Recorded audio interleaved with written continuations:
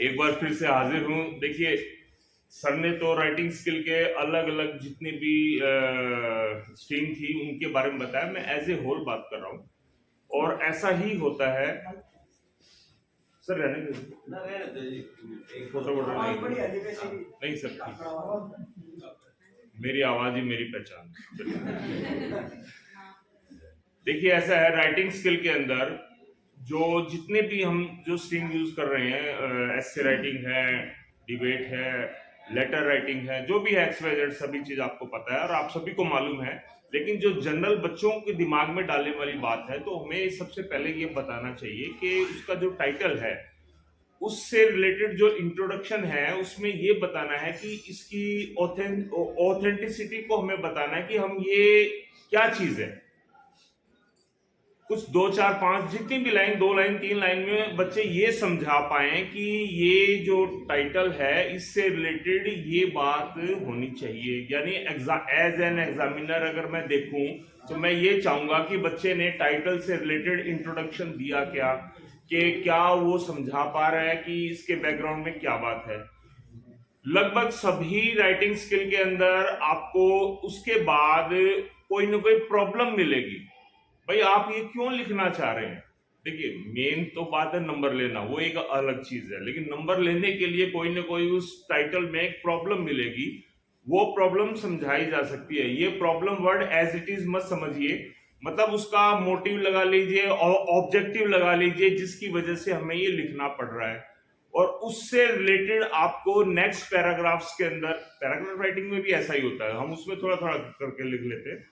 उसके बाद उसके विभिन्न जो जितने भी एस्पेक्ट्स हैं वो हम मेंशन करते हैं। उसका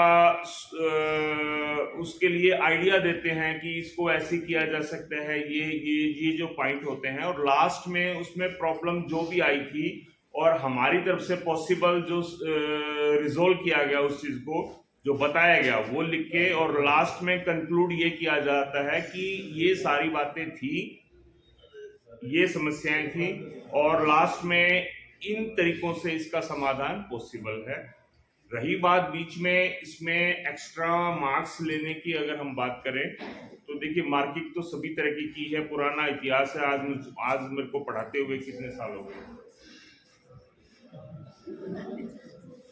26-27 साल से ऊपर हो गया। CBSE की मार्किंग, जब यहाँ सेंटर नहीं बनते थे, भिवानी में रोहतक और जींद करके आया करते, वो सारा है। हम ये चाहते हैं कि उसके वैल्यू पॉइंट्स मेंटेन रहे। देखिए, मैं असल बात तो यही बोलने आया था कि राइटिंग स्किल के अंदर हमें वैल्यू पॉइंट्स ढूंढने होते हैं। CBSE में हम सिखाया करते थे, मैं अपने इतिहास के बारे में नहीं बता रहा, लेकिन मुझे इतना पता है कि KM पब्लिक स्कूल में हम पढ़ाया करते, तो हमारे गिने चुने स्कूल्स उस समय हुआ करते, अब तो बहुत सारे हैं। हलवासिया भी था, KM था, BPS था, तो ये 3-4 स्कूल के बीच में वेस्ट मॉडल था, मैं भूल रहा हूँ उसको। कंपटीशन रहा करता कि 100 आउट ऑफ 100 मार्क्स कैसे हैं। और उसके अंदर पहले ऐसा, बस मैं अपने मुंह मियाँ मिट्टू नहीं बनना चाह रहा, लेकिन जो हार्ड फैक्ट है वो बता रहा हूँ मैं आपको कि SS भी मैंने टीच किया 10th क्लास को और इंग्लिश भी किया, और 100 आउट ऑफ 100 सबसे पहले मेरे ही स्कूल में और मेरे ही स्टूडेंट्स ने मार्क्स लिए थे। उससे पहले ना तो SS में 100 आउट ऑफ 100 आते थे, ना ही इंग्लिश में कभी कभार आते थे, तो वो देखते रहा करते, लेकिन लगातार 2 साल तक आए थे। उसके बाद मैंने अलविदा कर दिया। 8.5-9 साल पढ़ाने के बाद मैं गवर्नमेंट जॉब में चला गया था। तो वो कहानी क्या है, वो वैल्यू पॉइंट्स हैं जो हमें ढूंढने होते हैं। जैसे कि सर ने बताया, सर अपने आप में बड़े इन चीजों के लिए कॉम्पिटेंट है, बढ़िया चीज बता रहे हैं, सारी चीज है। डेफिनेशन लिख दिया हमने, डेफिनेशन के बाद हमें कुछ फैक्ट्स हो सकते हैं, फैक्ट्स को हमने लिख दिया। और लिखना ही नहीं है उसको, कई बार बच्चों को हम पेंसिल से मार्क करने के लिए भी बोला करते थे कि जो वैल्यू पॉइंट्स है उनको आप मार्क कर दीजिए। अगर कोई प्रॉब्लम्स एराइज हो रही हैं उनको आप मार्क कर दीजिए, कोई सॉल्यूशन है हल्का फुल्का उसको मार्क कर दीजिए, और आखिर में कंक्लूजन है उसको अच्छे से समझाइए कि ये समस्या अगर है, समस्या नहीं है तो कोई बात नहीं, कोई व्याख्यान टाइप में भी हो सकता है कि उसमें इस तरीके से ये बेनिफिट होगा। मीन्स मेरे कहने का मतलब ये है, कोई भी राइटिंग स्किल है, किसी चीज के अंदर चले जाइए, चाहे नोटिस के अंदर ही चली जाइए, नोटिस राइटिंग बड़ा पॉपुलर सी चीज है, जो हम 8 9 10 से है, सारे सभी क्लासेस में है। तो उसके अंदर भी सबसे पहले आप ये बता रहे हैं, इन्फॉर्म कर रहे हैं कि भाई ऐसा ऐसा होने जा रहा है।